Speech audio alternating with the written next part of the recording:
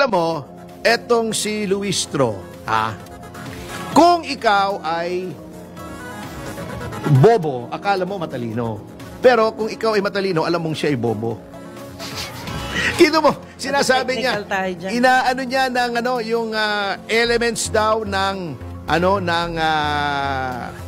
extrajudicial confession, iniisa-isa niya. Extrajudicial confession yan kasi voluntary, yung pag-amin daw ni Pangulong Duterte na siya ay pumatay. Voluntary.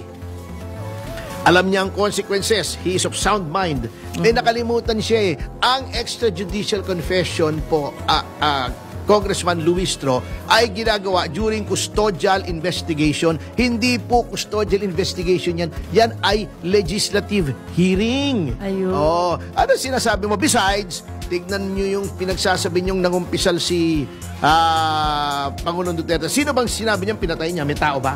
Wala po. Oh, wala pala eh. Ayan. Parang libel yan. Pag hindi ma-identify kung sino yung tinutukoy mo, ay hindi libel. Oo, dapat may identity. Pinatay ko si ganito. Halimbawa, pinatay ko si Congressman Paduano. Sinabi ko, halimbawa, may pumatay kay Congressman Paduano. Wag naman sana, Kasi malapit-lapit na rin eh. Na siya ay matapos yung kanyang termino. Kasi last term na niya ngayon. Attorney. Di ba, malapit na matapang. Gawin mo. Siyempre, humihinga naman ako. Oh, Okay, di ba? okay, Malapit okay. na matapos yung kanyang term of office. Si Paduano. At saka isang araw yan eh, puputok yung ugat niya sa ulo eh. Tsaka si- Kakahihiyaw niyan eh.